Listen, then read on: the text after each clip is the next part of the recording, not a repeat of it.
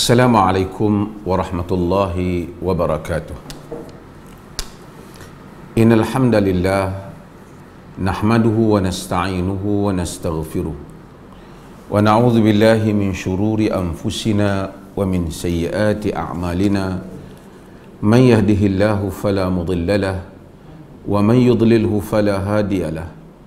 Ashhadu an la ilaha illallah wahdahu la syarika lahu wa ashhadu anna Muhammadan abduhu wa rasuluh, amma ba'du.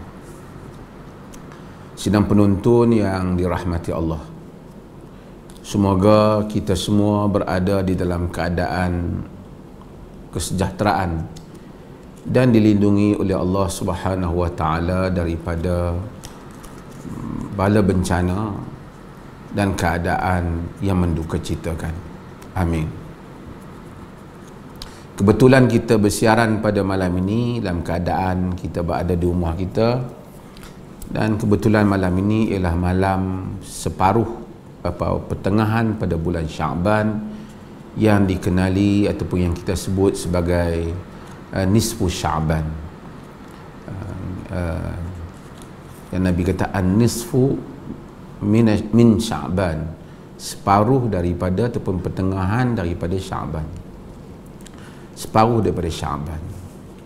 Kita tahu pada malam ini banyak perbincangan di dunia internet tentang nisfu Sya'ban ini, dan mungkin sebelum saya masuk pada tajuk yang kita nak bincang pada malam ini, mungkin sedikitlah saya sentuh hal ni. Kita dah bersiaran, saya telah tulis artikel, dah lama artikel ini, berhubung dengan masalah ataupun perkara berhubung dengan nisfu Sya'ban ini. Secara umumnya kita tahu pada malam ini ada kelebihannya, yang ini tak boleh dinafikan, kerana ada hadis yang sahih tentang kelebihan umum ataupun kelebihan malam nisfu Sya'ban.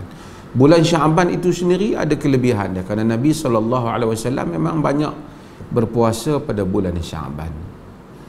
Adapun pada malam ini secara khusus, adakah ada amalan tertentu dan seumpamanya, maka kita dapati tidak ada hadis-hadis yang sahih yang menyebut amalan khusus, tetapi ada hadis yang menyebut kelebihan malam ini.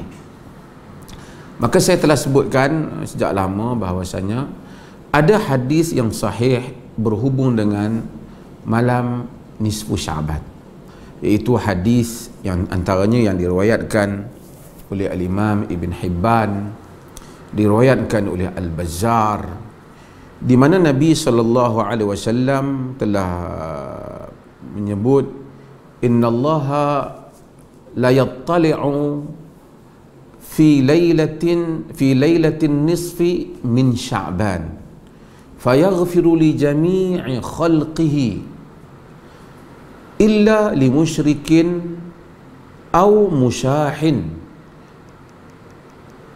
Kata Nabi, innallaha la yattali'u fi lailatin nisfi min Sya'ban. Allah melihat kepada hamba-hambanya pada malam separuh nisfu, pada malam separuh daripada Sya'ban. Fayaghfiru li jami'i khalqihi, diampunkan semua hamba-hamba dia, mudah-mudahan kita termasuk, illa li musyrikin, melainkan kepada seorang yang musyrik,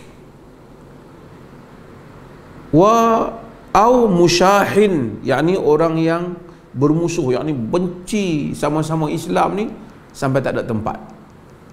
Ini pun perangai juga kadang-kadang, oleh kerana perbezaan pandangan sampai benci sesama. Tak setuju dengan pandangan itu biasa, tak setuju dengan pendapat itu biasa. Ini tak setuju ke pendapat, maki hamun orang, benci orang tu, buat benda-benda yang tak elok. Ini tak mendapat keampunan pada malam nisfu Sya'ban ini. Jika kita lihat kepada hadis ini yang sahih ini, maka kita dapat simpulkan bahawasanya ada kelebihan pada malam nisfu Sya'ban. Maka sayugia untuk kita pada malam nisfu Sya'ban ni, kita banyakkan salat ataupun kita salat sunat, istighfar, minta keampunan, baca Quran ke apa, secara umum, amalan secara umum. Tetapi secara khusus ada salat khusus malam nisfu Syaban, tak ada. Ada satu bacaan-bacaan Quran, surah-surah khusus untuk dibaca pada malam nisfu Syaban, tak ada. Siapa kata? Bukan saya kata. Ini telah disebut oleh para ulama sejak dahulu. Saya sebut sikitlah. Antaranya yang disebut oleh Al-Imam Nawawi rahimahullah. Imam Nawawi ni, kita di Nusantara ni ataupun di Malaysia ni, Nusantara ni pun satu istilah yang boleh dibincangkan balik. Tapi tak apa.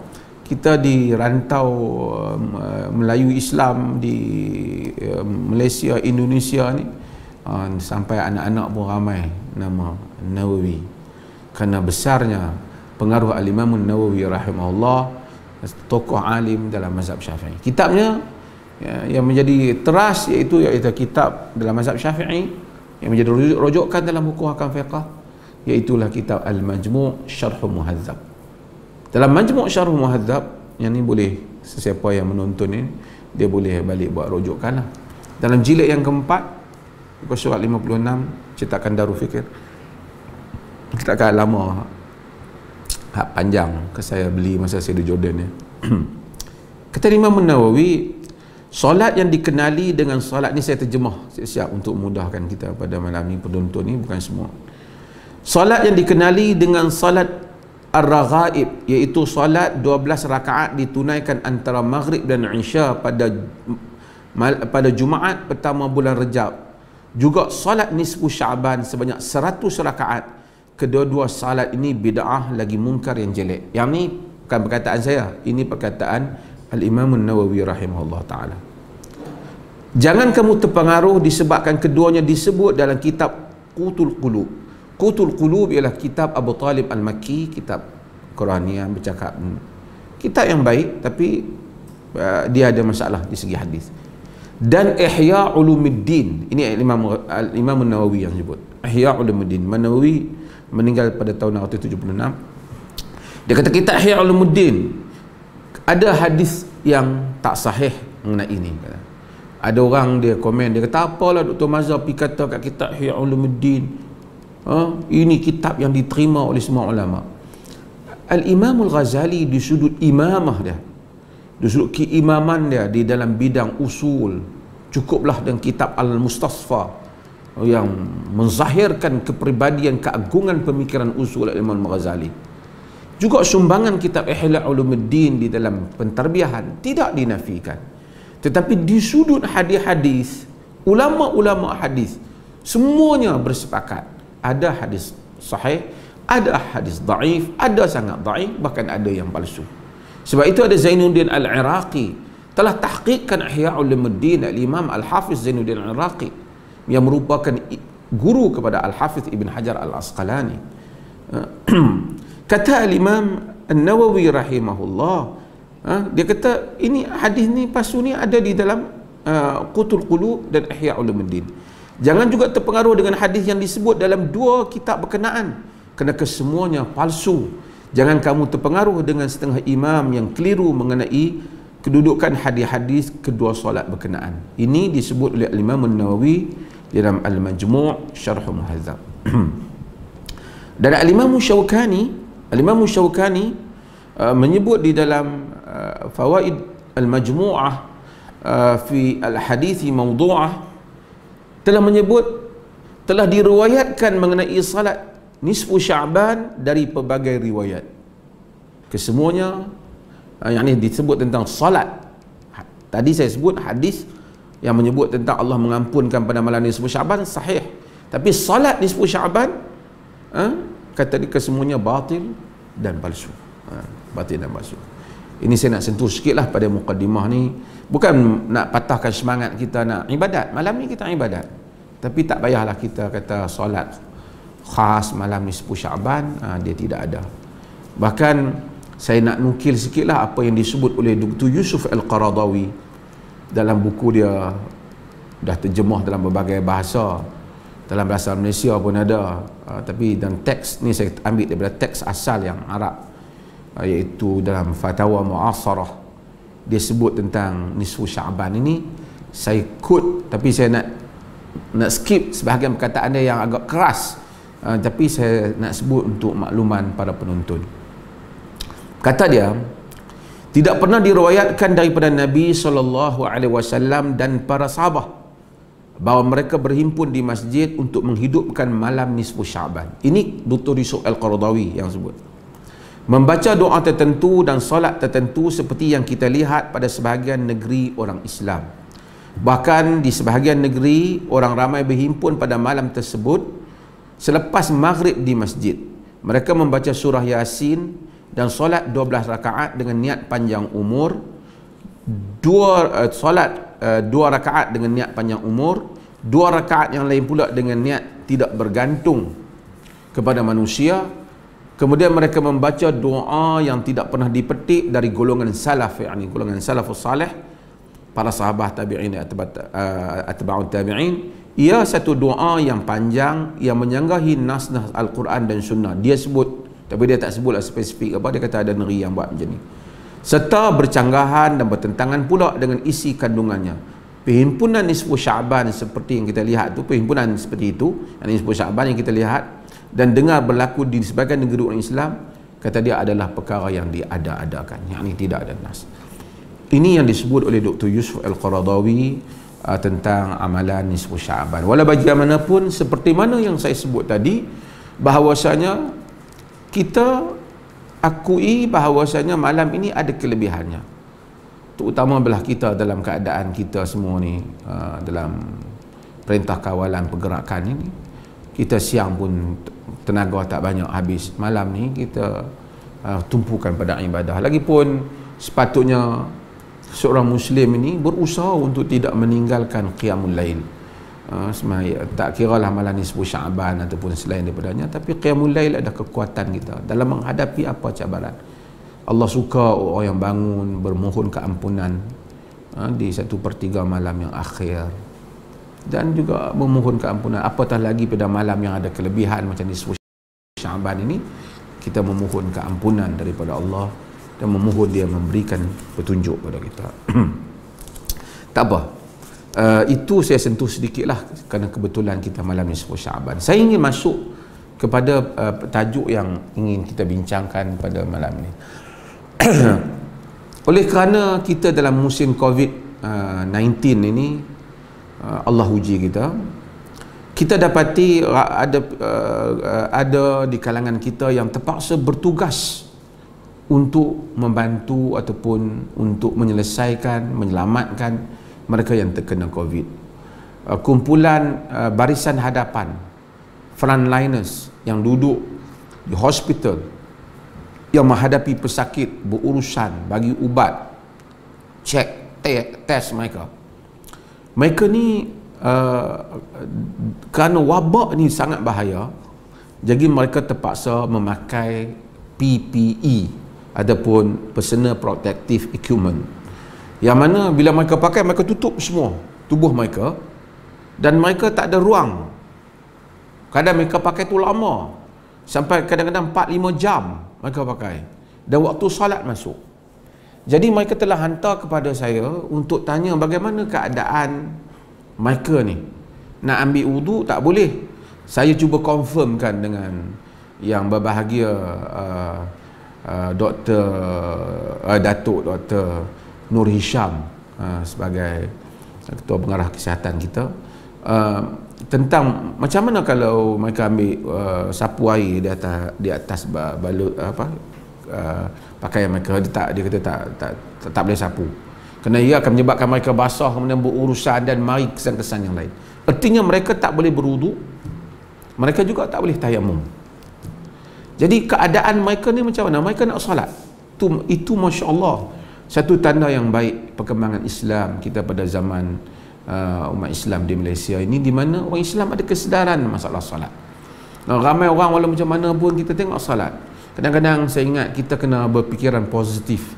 Kadang-kadang tengok orang perempuan, kadang-kadang tengok mungkin dia tak pakai tudung, dia satu sudut dia mungkin ada sedikit mungkin di situ kurang kemas sedikit, tetapi dalam masa yang sama kita tengok dia berhenti, dia solat, dia jaga solat dia. Mudah-mudahan Allah itu luas rahmatnya. Jadi mudah-mudahan rahmat Allah ni wasi'at kulli syai', merangkumi segala-galanya. Kita doa yang terbaik untuk diri kita dan untuk mereka juga. Mudah-mudahan Allah Ta'ala berikan kebaikan untuk semua. Tak apa, balik pada solat tadi. Jadi apabila mereka pakai begitu, jadi mereka nak solat tak boleh, nak berwuduk tak boleh, nak tayamum tak boleh. Kerana kita tahu seseorang yang tak boleh berwuduk, dia ganti dengan tayamum. Sekarang wuduk pun tak boleh, tayamum pun tak boleh. Apa nak dia buat? Okey, bab ini dinamakan oleh para fuqaha bab faqidut tahurain ataupun adimut tahurain, iaitu orang yang tidak dapat melakukan dua penyucian. Satu ialah penyucian sama ada penyucian secara berwuduk, bersuci secara berwuduk, ataupun bertayamum. Air pun tak boleh guna, debu pun tak boleh guna. Bab ini disebut oleh para ulama sejak dahulu, kerana ada orang memang macam tu keadaan, umpamanya orang yang kecederaan di anggota wuduk, terbakar umpamanya, dia boleh bergerak, nak ambil wuduk tak boleh, debu pun tak boleh kena. Macam mana dia nak buat? Dia dalam keadaan yang seperti ini. Ataupun orang yang terkurung dalam satu tempat yang tak ada debu, tak ada air umpamanya. Ataupun manusia yang duduk dalam satu keadaan macam kes orang yang pakai PPE ni, bagaimana mereka nak menghadapi keadaan yang seperti ini? Para ulama, oleh kerana tidak ada satu hadis yang jelas direct dalam masalah ni, ada pun kesimpulan dan istinbat yang diambil daripada berbagai hadis, maka menyebabkan para ulama berbeza pendapat dalam hal ini. Sekurang-kurangnya ada empat pendapat yang selalu disebut dalam kitab fiqh. Al-Hafiz Al-Imam Ibn Hajar Al-Asqalani di dalam Fathul Bari, syarah kepada Sahih Al-Imam Al-Bukhari, Sahih Imam Bukhari, Ibn Hajar Fathul Bari, bagi orang yang mengaji agama, dia tahu kitab syarah yang terkenal oleh imam yang sangat besar, Al-Hafiz Ibn Hajar Al-Asqalani, yang meninggal pada tahun 852 Hijrah, di mana beliau telah menyebut kira di bawah bab tentang hadis tentang turunnya ayat tayamum itu, dia kata sampai 5 pendapat sekurang-kurangnya berhubung dengan masalah ni. Jadi ada 5 pendapat. Jadi saya nak sebut pendapat-pendapat ni. Ada artikel yang saya keluarkan, alhamdulillah saya keluarkan tadi, dan ramai saya tengok yang share, ramai yang telah forward kepada banyak pihak. Saya mohonlah kepada yang membaca artikel itu supaya mendoakan keampunan Allah untuk saya. Tak apa, balik kita pada perbincangan. Ada 5 pendapat, 4 yang masyhur, cuma saya nak sebut pendapat-pendapat ni secara sambil lalu. Kemudian kita akan tengok bagaimanakah untuk kita amalkannya bila kita berada dalam keadaan demikian. Bukan masa musim Covid je, mungkin keadaan lain nanti satu hari kita duduk dalam keadaan tak mampu berwuduk, tak mampu tayamum, boleh manfaatkan pandangan-pandangan ini. Pendapat yang pertama ialah pendapat menyatakan orang yang faqidut tahurain, yang tak mampu berwuduk dan tayamum, apa yang perlu dia buat ialah dia hendaklah salat dalam keadaan tersebut, dalam keadaan tanpa wuduk, tanpa tayamum, dan dia tidak perlu qada.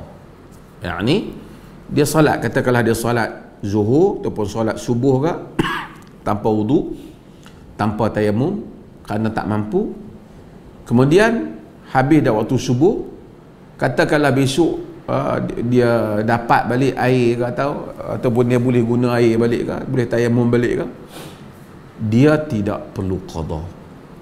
Siapa yang memberikan pendapat ini adalah pendapat Al-Imam Malik bin Anas. Imam Malik bin Anas ada beberapa pendapat.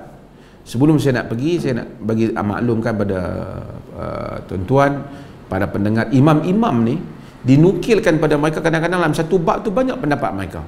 Anak murid ni nakal macam ni, anak murid ni nakal macam ni. Nak kata salah pun, mungkin mereka melihat pada keadaan-keadaan tertentu, kadang-kadang pandangan mereka berubah, kadang-kadang ada keadaan konteks tertentu. Tapi itulah nukilan-nukilan yang dibuat.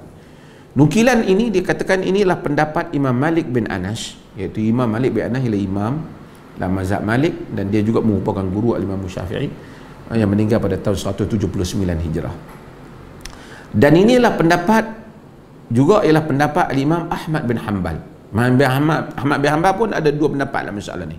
Tapi inilah pendapat yang sering dinukilkan daripada Imam Ahmad, yang Imam Ahmad adalah merupakan anak murid dan juga guru kepada Imam Syafi'i dalam satu masa. Imam Syafi'i ada ambil riwayat hadis daripadanya, dia mengambil fiqh daripada Imam Syafi'i, mengambil fiqh daripada Imam Syafi'i. Dia meninggal pada tahun 241 Hijrah. Ini pendapat Imam. Dan juga Imam Al-Muzani, iaitu Ismail bin Yahya Al-Muzani. Ismail bin Yahya Al-Muzani adalah murid rapat Al-Imam Syafi'i. Daripada dia banyak menukilkan kalam-kalam Imam Syafi'i. Ada anak murid lagi besar Imam Syafi'i lagi, iaitu Ar-Rabi' bin Sulaiman. Ar-Rabi' bin Sulaiman ni anak murid Imam Syafi'i yang besar. Dialah yang meriwayatkan kitab Al-Um daripada Al-Imam Syafi'i rahimahullah ta'ala. Tapi Al-Muzani adalah anak murid Imam Syafi'i, dan Muzani dia juga berpendapat kalau dah semayang dalam keadaan tak ada uduk, tak ada tayamum tadi, tak perlu qadha. Dia kata seseorang apabila cuba buat dalam keadaan yang terbaik yang dia boleh ketika itu, walaupun telah ada berlaku kecacatan kepada syarat itu, iaitu syarat solat mesti ada wudu, tapi dia dah terbuat terbaik, dia tak mampu, dia telah buat, maka cukuplah. Itu pendapat dia. Ini disebut oleh Al-Imam An-Nawawi dalam Al-Majmu' Syarh Muhadzab, dia nukilkan pernyataan Al-Muzani ini. Dan juga kaul qadim Imam Syafi'i. Imam Syafi'i dia ada kaul jadid, kaul qadim. Kaul qadim yang sahihnya dia bermula sejak dia di Mekah, kemudian dia di Baghdad. Kemudian apabila dia pergi ke Mesir, dia mengubah sebahagian pandangan-pandangannya. Ada perbincangan kitab dia Al-Hujjah, kitab tu tidak muncul, mungkin hilang dan seumpamanya. Tapi kitab dia yang akhir adalah kitab Al-Um yang dalam qaul yang baru. Tetapi apabila dia di Mesir, dia mengubah pandangan-pandangannya. Sebab dia ubah pandangan tu banyaklah, kadang-kadang kerana dia tengok keadaan yang baru, situasi yang baru, ijtihad yang baru. Tapi dalam ulama pula bincang nak ambil qaul qadim, qaul jadid, majoriti kata qaul qadim tak ambil dalam mazhab. Tapi Al-Imam An-Nawawi rahimahullah menyatakan jika qaul qadim itu kuat, ada sandaran yang kuat, tak bercanggah dengan Quran dan Sunnah, ada sandarannya, boleh diambil. Kata Imam Syafi'i, kata Imam An-Nawawi. Tak apa. Qaul qadim Imam Syafi'i kata siapa yang dah semayang dalam keadaan tak ada wuduk dan tak tayamum dalam kerana keadaan itu, dia salat dan dia tidak perlu untuk qada. Inilah pendapat ni banyak ulama-ulama yang Ibn Munzir An-Naisaburi, alim besar, meninggal tahun 319, juga dia juga menyokong pendapat ini. Of course Al-Imam Ibn Taymiyah menyokong pendapat ini, juga Muhammad Saleh Ibn Utsaimin menyokong pendapat ini. Jadi ini satu pendapat. Pendapat yang kedua ialah pendapat yang menyatakan dia semayang dalam keadaan, dia salat dalam keadaan tak ada wudu, tak ada tayamum, tetapi dia wajib qada. Ini adalah pendapat, juga pendapat ini diriwayatkan daripada Imam Syafi'i. Ini qaul jadid Imam Syafi'i, qaul baru, pendapat baru Imam Syafi'i. Dan ini juga adalah salah satu daripada pendapat Imam Ahmad. Imam Ahmad ada pendapat tadi, kalau salah satu pendapat juga dinukilkan demikian. Juga salah satu daripada pendapat Imam Malik. Jadi semayang qada, maksudnya kalau dia semayang zuhur dalam keadaan tadi dia pakai PPE tadi, kemudian dia semayang zuhur dalam keadaan demikian, dia panggil li hurmatil waqt, untuk menghormati waktu. Kemudian habis daripada selesai dia buat kerja ni, malam ni kah bila dia ada masa, dia kena qada balik zuhur tu. Ini pendapat yang kedua. Kita sebut dulu pendapat. Pendapat yang ketiga ialah pendapat yang menyatakan bahawasanya tidak wajib salat tapi wajib qada. Orang yang duduk dalam keadaan tak ada wudu, tak ada tayamum, dia kerana tak mampu tadi, salat tak wajib masa tu. Ya, nanti bila dia mampu, dia wajib qada. Siapa bagi pendapat ni? Pendapat ini ialah pendapat Al-Imam Abu Hanifah. Dan juga pendapat ini dinukilkan daripada Al-Imam Al-Auza'i. Al-Auza'i ini imam alim besar, imam Ahlu Syam. Dulu di Andalus umpamanya, sebelum muncul mazhab Malik, Al-Auza'i menguasai di sana. Al-Auza'i memberi pendapat ini. Dan juga Sufyan Ats-Tsauri berpendapat ini.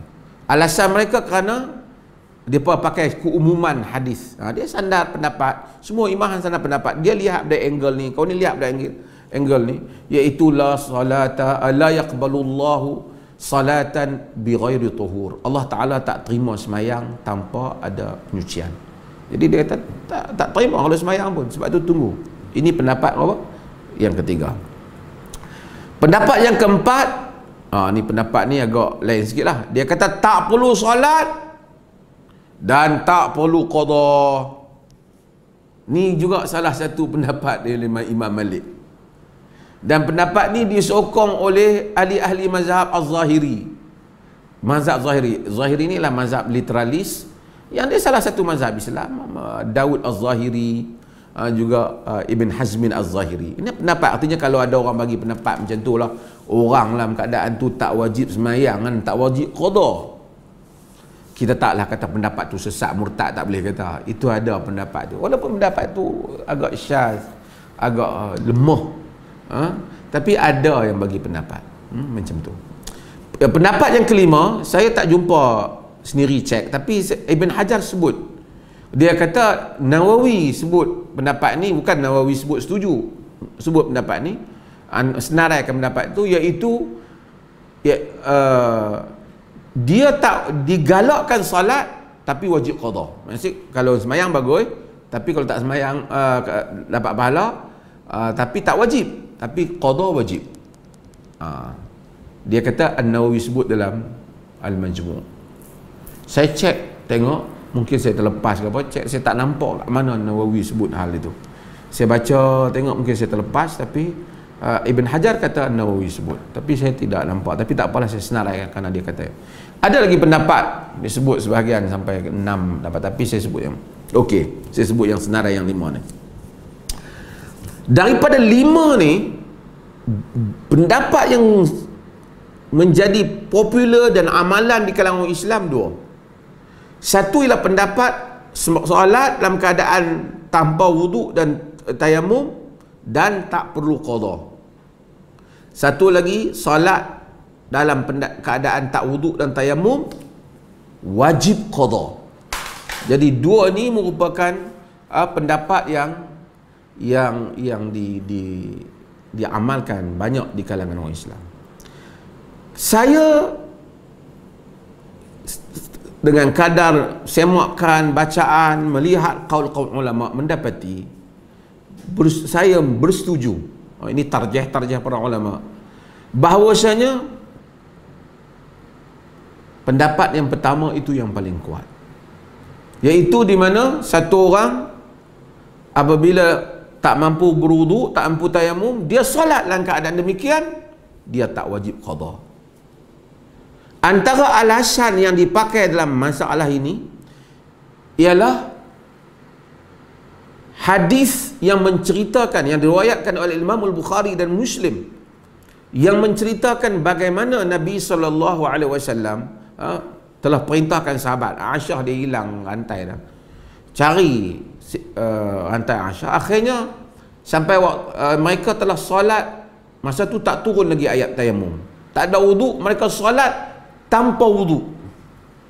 Kemudian turun ayat tayamum, baru mereka tahu bahawasanya bila tak ada wuduk kena tayamum. Tapi semasa mereka solat, mereka tak wuduk dan mereka tak tayamum kerana ayat tayamum belum turun. Dan Nabi SAW tidak pun menyuruh mereka mengulangi salat mereka. Kerana mereka tak patutnya mereka solat tanpa wuduk dan tayamum. Kalau ikut kaedahnya kena ulang lah. Kalau ikut kaedah yang menyatakan kena ulang, mesti kena ulang lah. Tapi Nabi tak kata pun kena ulang. Ini menjadi alasan kepada golongan yang memegang pendapat ini. Sehingga kan Al-Imamul Bukhari, walaupun dia tak sebut, tapi kita tengok cara dia tabwib, dia panggil tarjamah, cara dia letakkan tajuk di dalam sahih dia tu, dia letak tajuk bab idza lam yajid ma'an wala turaban, bab apabila tidak ada air dan tanah. Dia letak tajuk tu dia sebagai tajuk kepada hadis tentang turunnya ayat tayamum. Seolah-olah maksud dia bila tak ada hadis itu menceritakan orang yang tak ada air, tak solat tanpa air, tapi dia masukkan sekali tanpa tanah, kerana masa tu tak turun lagi ayat tayamum.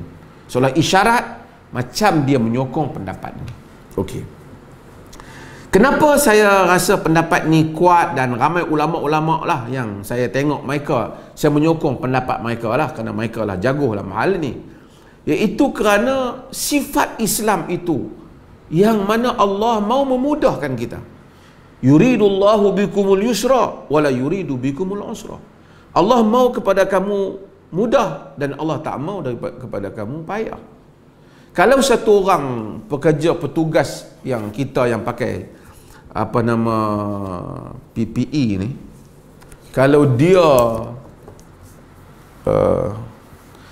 siang bertugas berjam-jam, penatnya sekarang, malam pula nak kena qada semayang tu, tadi dah semayang dah, lepas tu nak kena qada pula, ini tentulah satu yang masyaqqah, satu bebanan pada mereka. Dan wallahu ta'ala alam, mungkin yang lebih selaras ialah dengan kita melihat kepada apa yang diberi pendapat golongan yang pertama ni. Okey. Cuma saya nak sebut sikit tentang tayamum ni. Kalau kita tengok ayat tayamum ni, Allah Subhanahu wa taala kata tentang sampai kata dalam surah ayat tayamum ni dalam surah An-Nisa ayat 43. Falam tajidu ma'an fatayammamu sa'idan tayyiba famsahu biwujuhikum wa aydikum. Apabila kamu tak ada air, maka kamu tayamum dengan sa'id yang baik, dengan debu, dengan permukaan yang baik. Kita dah bincang tu. Dan kamu sapu muka kamu dan tangan kamu.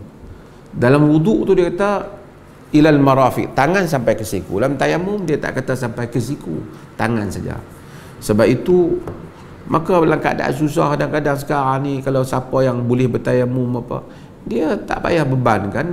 Qaul ulama-ulama dalam mazhab, dalam banyak mazhab ini membantu kita, iaitu dia sapu muka dia, kemudian tangan dia. Kadang-kadang kita macam ada kesukaran sedikit, banyak sangat kita punya prosedur tu lebih daripada apa yang disebut. Tepuk debu di sini, lepas tu nak pergi ubah tepuk di sana, debu yang musta'mal, tak musta'mal. Jadi pandangan-pandangan yang agak ketat itu mungkin kita boleh pilih pandangan yang fuqaha yang lebih longgar dalam hal itu. Kerana ini pandangan para sarjana. Dia tapu muka dia dan kemudian tangan dia cukup, sampai tidak perlu sampai ke sini. Walaupun ada qaul dalam hal itu, tapi memadai kita memakai pendapat yang lebih mempunyai, lebih kelihatan, boleh ditarjihkan sebagai pendapat yang lebih kuat dalam hal itu. Okey, saya nak sebut perkara sampingan bagi orang yang bekerja, yang terlibat, sama ada yang pakai PPE tu ke, ataupun doktor yang sekelang kabut masa tak ada ni, nak solat pun tak ada masa ni, kerana banyak dengan pesakit dan seumpamanya ni. Satu peruntukan syarak yang disebut, iaitu peruntukan jamak. Orang-orang yang sukar, berada dalam keadaan sukar, mereka di sisi sebahagian para fuqaha, khususnya di dalam mazhab Imam Ahmad, mazhab Hanbali, sehingga kata Al-Imam Ibn Taymiyah rahimahullah, mazhab Hanbali awsa'al mazahib, seluar-luar mazhab di dalam bab boleh jamak, yakni boleh jamak salat tapi tidak qasar lah. Macam mana? Katakanlah doktor tu dia bertugas, dia nak bertugas Satgi dia tahu dah shift dia ni mula pukul 2. Kalau start pukul 2 ni sampai saat ni sampai maghrib, kat maghrib lah, sampai ke maghrib, dia boleh jamak. Umpamanya masuk waktu zuhur, dia semayang zuhur 4 rakaat, kemudian dia semayang asar 4 rakaat, jamak takdim. Dia boleh lakukan hal itu. Yang boleh jamak lah, solat yang boleh jamak zuhur dengan asar, maghrib dan isya.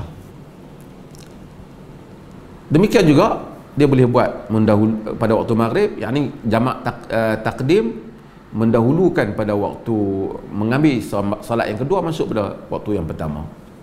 Jamak takhir masuk solat yang pertama masuk pada waktu yang kedua. Ataupun dia mungkin mula bertugas pada pukul 12, sibuk dia, satgi pukul 6 baru dia nak habis, tak apa, dia boleh jamak takhirkan, di mana solat itu dia jadikan solat zuhur dibuat pada waktu asar, dia solat zuhur 2 rakaat, kemudian asar 2 rakaat. Walaupun dalam sebahagian mazhab dia kata utamakan sembahyang yang dahulukan sembahyang pada waktu berkenaan. Wallahu alam, tetapi di tertib sembahyang saya bersetuju kita dahulukan ikut tertib. Zuhur dulu.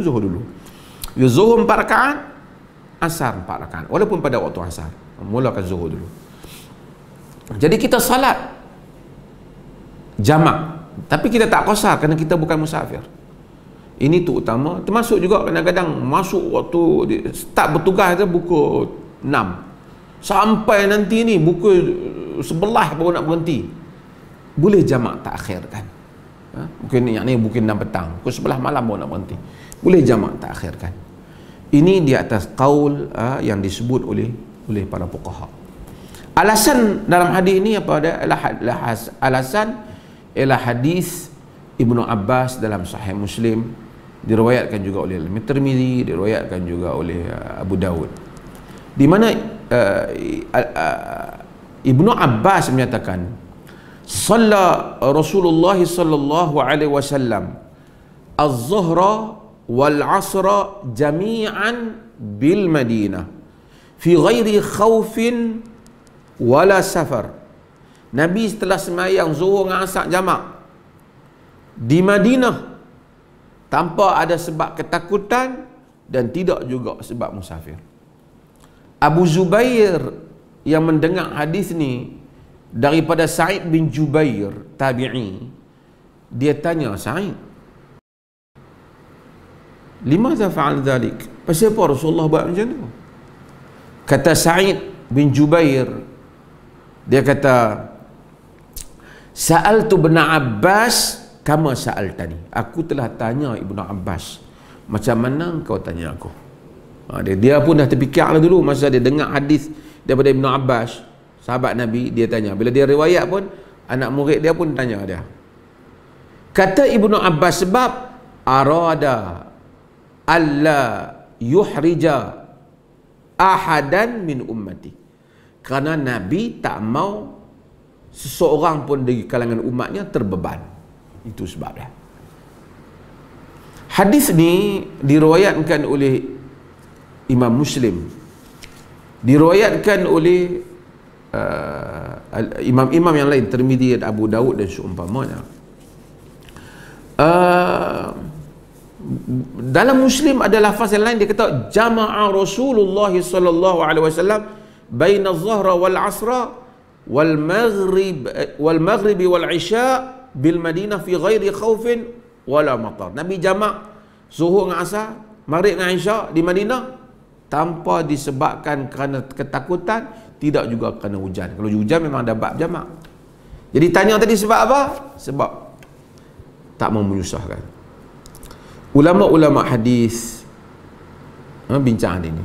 Mungkin ada orang akan kata, Imam Tirmizi bila dia riwayat hadis ni dalam sunan dia kata dua hadis yang tak diamalkan oleh fuqaha. Dia sebut hadis bunuh orang minum arak kali keempat, dan hadis ni dia kata hadis ni lam ya'mal bihi ahadun minal fuqaha. Hadis ni ahli fuqaha tak amalkan. Al-Imam Nawawi rahimahullah dia tolak pendapat Al-Imam Tirmizi. Dia kata tak betul, kata fuqaha tak amalkan. Kata dia apa? Saya quote, saya terjemah siap-siap. Apa yang Al-Imam Nawawi, ini semua tahu jago mazhab Syafi'i, sebut di dalam syarah Sahih Muslim. Imam Nawawi ni hebat, umur muda meninggal, masya-Allah. Tapi tulis kitab muhazzab walaupun tak sempat habis semua. Tulis syarah Sahih Muslim, tulis Riyadhus Salihin, banyak kitab-kitab dia makbul, banyak kitab-kitab dalam fiqh, masya-Allah. Kataballahu lahu qabul, Allah Taala jadikan dia diterima oleh umat manusia, imam yang besar. Kata Imam An-Nawawi rahimahullah, sebahagian para imam, yakni para ulama, berpegang kepada keharusan menjamakkan salat ketika tidak bermusafir, yakni fil hadar, disebabkan sesuatu keperluan, lihajah. Ini untuk sesiapa yang lam yattakhidhu adatan, yang tak menjadikan dia satu kebiasaan. Jangan tak pasal-pasal sat-sat jamak dia bukan macam tu. Yakni hajah jika ada keperluan. Ini pendapat Ibn Sirin, yakni Muhammad Ibn Sirin, imam tabi'i jalil yang terkenal dengan menafsirkan mimpi tabi'i, anak murid sahabat yang besar Muhammad Ibn Sirin. Ashab, yakni daripada mazhab Malik. Kata Al-Khattabi, inilah pendapat Al-Qafal Asy-Syashi Al-Kabir. Al-Qafal Asy-Syashi Kabir dalam mazhab Syafi'i. Al-Qafal Asy-Syashi iaitu daripada mazhab Syafi'i. Ishaq Al-Marwazi daripada kalangan ahli hadis pendapat ini juga dipilih oleh Ibn Munzir. Tadi Ibn Munzir An-Naisaburi yang kita sebut, dia disokong oleh yang menyokong kenapa boleh buat di atas apa yang Ibn Abbas tadi, untuk meringankan. Sebab itu maka para ulama kata, kalau kita keperluan, terutama doktor bedah, polis yang jaga ni rusuhan ke ataupun jaga jalan ke, kalau dia tinggal benda tu, satu kesusahan, satu benda masalah lain akan menimpa orang ramai, boleh. Orang yang buat kawalan-kawalan, boleh, dia walaupun tak musafir, mereka boleh jamakkan di atas peruntukan yang diberikan ini. Sehingga Dr. Yusuf Qadawi sebut dalam fatwa mu'asarah bab ni. Jadi dan sebelum tu saya nak sebut, ada juga di kalangan ulama kata jamak ni jamak suri. Jamak suri ni dia lewatkan zuhur, hampir nak masuk waktu asar, segerakan asar, rapat pada waktu zuhur. Jadi seakan-akan macam gambarannya macam jamak, dia tak jamak pun. Dia sebenarnya zuhur tu pada waktu zuhur, lepas dia sembahyang zuhur sekejap, terus masuk waktu asar, kemudian dia sembahyang asar. Itu jamak suri.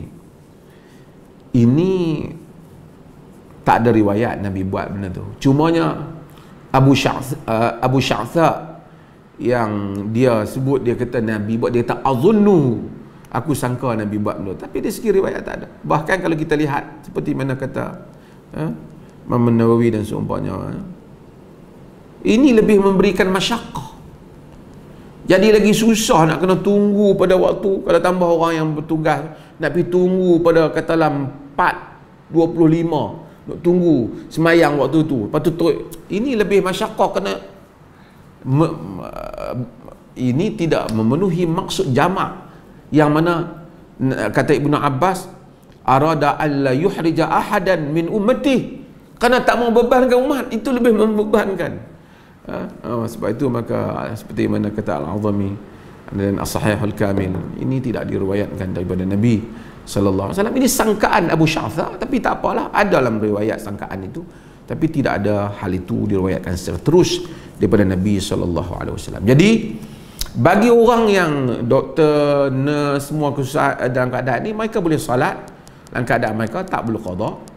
Dan kalau mereka dalam keadaan kesempitan waktu dan kesusahan disebabkan suasana yang dihadapi, mereka juga boleh menjamakkan solat mereka. Tadi saya terima soalan daripada PMT ni, dia tanya, satu orang dia cerita macam mana dia cacat ataupun sakit, duduk di rumah, tak mampu nak pergi ambil wuduk, tak mampu nak tayamum. tak ada siapa nak tolong dia, dia anggota tak mampu. Kalau dia benar dalam keadaan demikian, dia tak mampu sebenarnya, cuma tayamum ni saya nak sebut taklah susah, dia tepuk di mana-mana ada debu, dia boleh tayamum pun macam tadi. Tapi kalau dia dah tak siapa boleh buat, dia tangan pun tak boleh nak angkat macam umpamanya, dia boleh semayang dalam keadaan begitu,